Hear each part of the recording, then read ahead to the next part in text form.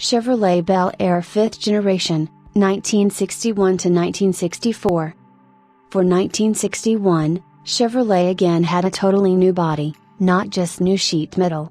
Its wheelbase remained 119 in, 3000 mm, but its length was now reduced slightly to 209.3 in, 5320 mm. All engines options of the previous year remained in effect, with the standard engines being the 235.5 SID 6 of 135 horsepower, 101 kilowatts, or the 283 SID V8 of 170 horsepower, 130 kilowatts. The V8 cost $110 more than the 6 and weighed 5 pounds, 2.3 kilograms, less. The Bel Air two-door sedan used squared-off roof styling and large wrap-around rear window as opposed to the hardtop's swept-back design. The Bel Air four-door sport hardtop still used a different roofline than did the four-door sedan. For 1962, all sheet metal except the door panels was changed. Overall length was stretched slightly to 209.6 in, 5320 mm. The four-door sport hardtop was no longer offered in the Bel Air series. Standard engines remained the same as the previous year. A new 327 cubic inches, 5360 cc, V8 of 250 or 300 horsepower, 220 kilowatts, was offered in addition to the giant, for the time 409 cubic inches, 6700 cc, V8 of 380 horsepower, 280 kilowatts, or 409 horsepower, 305 kilowatts, with the dual 4-barrel carburetor setup. All wagons this year were four-door models and separate distinctions for wagons were dropped. Now all models were either Biscayne, Bel Air or Impala series. Full carpeting returned as standard equipment on all 1962 Bel Air models for the first time in several years. The Bel Air Sport Coupe was in its last year of U.S. production, and its roofline was a carryover from the 1961 hardtop coupe. For 1963, the full-size Chevrolet received little more than a facelift. Overall length increased to 210.4 in, 5340 mm.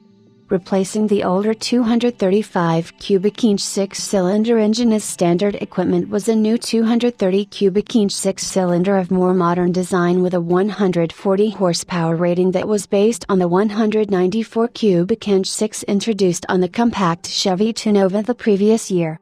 The base V8 remained the 283 SID, which was upgraded to produce 195 horsepower, 145 kilowatts. The 409 SID V8 was now offered in 340, 400 and 425 horsepower, 317 kilowatts, versions, while the small block 327 V8 continued with options of 250 and 300 horsepower. The Bel Air continued to be Chevrolet's middle range, but it now consisted of only two car models, the two-door sedan and the four-door sedan. 6 and 9 passenger Bel Air station wagons were again offered. For 1964, very few changes were made except the expected sheet metal and trim renovations. Cars were 209.9 in, 5330 mm, in length, while the wagons were 210.8 in, 5350 mm, long.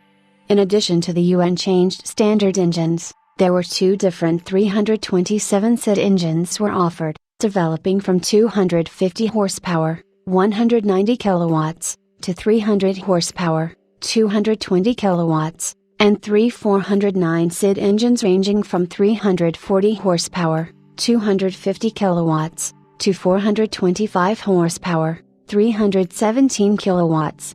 Except for a chrome belt line and $100 difference in price, there was little exterior difference between the Bel Air and Biscayne version. RHD Bel Airs continued to be imported into Australia. Some of these cars featured a reverse 1961 Pontiac instrument panel, but others had a mirror image of the more attractive current North American panel.